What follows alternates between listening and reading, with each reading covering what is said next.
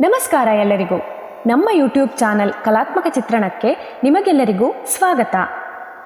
ಮಹಾಭಾರತದಲ್ಲಿ ಹಲವಾರು ಮಹಾನ್ ಯೋಧರು ಇದ್ದರು. ಆದರೆ ಒಬ್ಬ ಯೋಧನ ಜೀವನ ಮಾತ್ರ ಸಂಪೂರ್ಣವಾಗಿ ಅನ್ಯಾಯ, ನೋವು ಮತ್ತು ತ್ಯಾಗಗಳಿಂದ ಕೂಡಿತ್ತು. ಅವನೇ ಕರ್ಣ. ಕರ್ಣನ ಕಥೆ ಶುರುವಾಗುವುದು ಅವನ ಹುಟ್ಟಿನಿಂದಲೇ, ಒಂದು ದೊಡ್ಡ ರಹಸ್ಯದಿಂದ.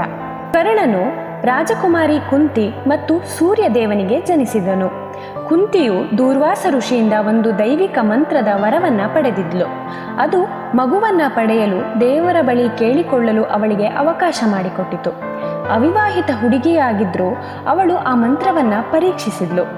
ಅವಳು ಸೂರ್ಯನನ್ನ ಪ್ರಾರ್ಥಿಸಿದ್ಲು. ಸೂರ್ಯನು ಅವಳಿಗೆ ದೈವಿಕ ರಕ್ಷಾ ಕವಚ ಮತ್ತು ಕಿವಿಯೋರೆಗಳನ್ನ ಧರಿಸಿದ ಮಗನನ್ನ ನೀಡಿದನು. ಸೂರ್ಯನ ವರದಿಂದ ಹುಟ್ಟಿದವನೇ ಕರ್ಣ.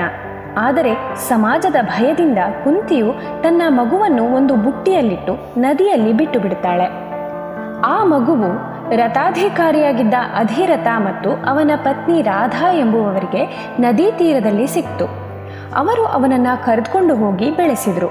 ಹೀಗಾಗಿ ಅವನನ್ನು ರಾಧೇಯ ಅಥವಾ ರಥಾಧಿಕಾರಿಯ ಮಗ ಆಗಿದ್ರಿಂದ ಸೂತಪುತ್ರ ಅಂತಲೂ ಕರೀತಾರೆ. ಹೀಗಿದ್ದಾಗ ಅವನು ಬೆಳೆಯುತ್ತಾ ಇದ್ದಂತೆ ಅವನೊಳಗೆ ಇದ್ದ ಯೋಧನನ್ನು ಯಾರೂ ಗುರುತಿಸಲೇ ಇಲ್ಲ. ಅವನಲ್ಲಿ ಇದ್ದ ಪ್ರತಿಭೆ ಅಸಾಧಾರಣವಾಗಿತ್ತು. ಆದರೆ ಜನರು ಅವನನ್ನು ಅವಮಾನಿಸ್ತಿದ್ರು. ನೀನು ರಾಜಕುಮಾರನಲ್ಲ, ನೀನೊಬ್ಬ ಸೂತಪುತ್ರ, ಯೋಧನಾಗಲು ನೀನು ಅರ್ಹನಲ್ಲ, ಹೀಗೆ ಅವನನ್ನು ಹೀಯಾಳಿಸ್ತಿದ್ರು. ಆದರೆ ಇಲ್ಲಿ ದುರ್ಯೋಧನ ಬರ್ತಾನೆ. ಅವನಲ್ಲಿದ್ದ ಪ್ರತಿಭೆಯನ್ನು ನೋಡಿ ಅವನನ್ನು ಅಂಗರಾಜ್ಯದ ರಾಜನನ್ನಾಗಿ ಮಾಡ್ತಾನೆ. ಇದು ಕರ್ಣನ ಜೀವನದಲ್ಲಿ ಮೊದಲ ಬಾರಿಗೆ ಯಾರಾದರೂ ಅವನನ್ನು ಗೌರವಿಸಿದ ಕ್ಷಣವಾಗಿತ್ತು. ಆದ್ದರಿಂದ ಕರ್ಣ ದುರ್ಯೋಧನನಿಗೆ ತನ್ನ ಪ್ರಾಣವನ್ನೇ ಕೊಡುವ ಮಟ್ಟಕ್ಕೆ ಸ್ನೇಹ ಮಾಡ್ತಾನೆ. ಆದರೆ ಕರ್ಣನ ಜೀವನದಲ್ಲಿ ಒಂದು ದೊಡ್ಡ ರಹಸ್ಯವಿತ್ತು. ಅವನು ಪಾಂಡವರ ದೊಡ್ಡ ಸಹೋದರನಾಗಿದ್ದ.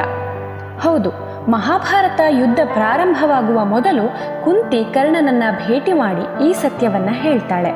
ಆದರೆ ಈ ವಿಷಯ ತಿಳಿದ ಕರ್ಣ ಹೇಳ್ತಾನೆ, ನಾನು ದುರ್ಯೋಧನನಿಗೆ ಯಾವಾಗಲೂ ಋಣಿಯಾಗಿದ್ದೇನೆ, ನಾನು ಅವನನ್ನ ಬಿಟ್ಟು ಬಿಡಲು ಸಾಧ್ಯವೇ ಇಲ್ಲ ಎಂದು. ಇದು ಅವನ ಸ್ನೇಹದ ಮೇಲಿರುವ ಪ್ರಾಮಾಣಿಕತೆಯನ್ನ ತೋರಿಸುತ್ತೆ. ಇನ್ನು ಕರ್ಣನಿಗೆ ಹುಟ್ಟಿದನಿಂದಲೇ ಕವಚ ಮತ್ತು ಕುಂಡಲಗಳು ಸಿಕ್ಕಿದ್ದವು. ಅವುಗಳು ಅವನನ್ನ ಅಜೇಯನನ್ನಾಗಿಸಿದ್ವು. ಆದರೆ ಇಂದ್ರನು ಬ್ರಾಹ್ಮಣ ವೇಷದಲ್ಲಿ ಬಂದು ಅದನ್ನ ದಾನವಾಗಿ ಕೇಳ್ತಾರೆ. ನನಗೆ ವಿಷಯ ತಿಳಿದಿದ್ರೂ ಕೂಡ ಕೊಟ್ಟ ಮಾತಿಗೆ ತಪ್ಪಬಾರದು ಎಂದು ಅವನು ತನ್ನ ಜೀವದ ರಕ್ಷೆಯನ್ನೇ ದಾನ ಮಾಡ್ತಾನೆ. ಇದರಿಂದ ಅವನು ದಾನಶೂರ ಕರ್ಣ ಎಂದೇ ಖ್ಯಾತನಾಗ್ತಾನೆ. ಇದು ಅವನ ದಾನಶೀಲತೆಯನ್ನ ತೋರಿಸುತ್ತೆ. ಆದರೆ ಅದೇ ಅವನ ದುರಾದೃಷ್ಟವೂ ಆಯಿತು. ಮತ್ತೊಂದು ಏನೆಂದರೆ, ಪರಶುರಾಮರಿಂದ ಕರ್ಣ ವಿದ್ಯೆಯನ್ನ ಕಲಿತ. ಆದರೆ ತನ್ನ ಜಾತಿಯನ್ನ ಸುಳ್ಳು ಹೇಳಿದ್ದ ಕಾರಣ ಪರಶುರಾಮನು ಕರ್ಣನಿಗೆ ಶಾಪ ಕೊಡ್ತಾನೆ. ಅತ್ಯಂತ ಮುಖ್ಯ ಕ್ಷಣದಲ್ಲಿ ನೀನು ಕಲಿತ ವಿದ್ಯೆಯನ್ನೇ ಮರೆತು ಬಿಡ್ತೀಯಾ ಎಂದು. ಹಾಗೆಯೇ ಯುದ್ಧದ ದಿನ ಅದು ನಿಜವಾಗುತ್ತೆ. ಅರ್ಜುನನೊಂದಿಗೆ ಯುದ್ಧ ಮಾಡುತ್ತಿದ್ದಾಗ ಕರ್ಣನ ರಥದ ಚಕ್ರ ಮಣ್ಣಿನಲ್ಲಿ ಸಿಲುಕುತ್ತೆ. ಅವನು ಅದನ್ನು ಎತ್ತಲು ಪ್ರಯತ್ನಿಸುತ್ತಿದ್ದಾಗ ಅವನಿಗೆ ಪರಶುರಾಮನ ಶಾಪ ನೆನಪಾಗುತ್ತೆ. ಆ ಕ್ಷಣದಲ್ಲೇ ಅರ್ಜುನ ಅವನನ್ನು ಕೊಲ್ತಾನೆ. ಆದರೆ ಕರ್ಣನ ಕತೆ ಇಲ್ಲಿಗೆ ಮುಗಿಯುವುದಿಲ್ಲ. ಅವನ ಸಾವಿನ ನಂತರ ಪಾಂಡವರಿಗೆ ಗೊತ್ತಾಗುತ್ತೆ ಅವನು ಅವರ ಅಣ್ಣ ಎಂದು. ಆ ಕ್ಷಣದಲ್ಲಿ ಅವರು ತಮ್ಮ ಜೀವನದ ದೊಡ್ಡ ತಪ್ಪನ್ನೇ ಅರಿಯುತ್ತಾರೆ. ಕರ್ಣ ಎಂದರೆ ಅವನು ದುಷ್ಟರ ಪಕ್ಕದಲ್ಲಿದ್ದ ಒಬ್ಬ ಒಳ್ಳೆಯ ಮನಸ್ಸಿನ ವ್ಯಕ್ತಿ ಎಂದು. ಅವನ ಜೀವನ ನಮಗೆ ಹೇಳುವ ಪಾಠ, ಪ್ರತಿಭೆ ಇದ್ರೂ ಅದನ್ನು ಗುರುತಿಸುವವರು ಸಿಗದಿದ್ರೆ ಜೀವನ ಹೇಗೆ ಬದಲಾಗುತ್ತೆ ಅಂತ. ಮತ್ತೊಂದು ಏನೆಂದರೆ, ನಾವು ಯಾರ ಜೊತೆ ಸ್ನೇಹ ಬೆಳೆಸುತ್ತೇವೆ ಎಂಬುದು ಕೂಡ ಮುಖ್ಯವಾಗುತ್ತೆ. ಅದು ನಮ್ಮ ಜೀವನದ ದಿಕ್ಕನ್ನೇ ನಿರ್ಧರಿಸುತ್ತೆ.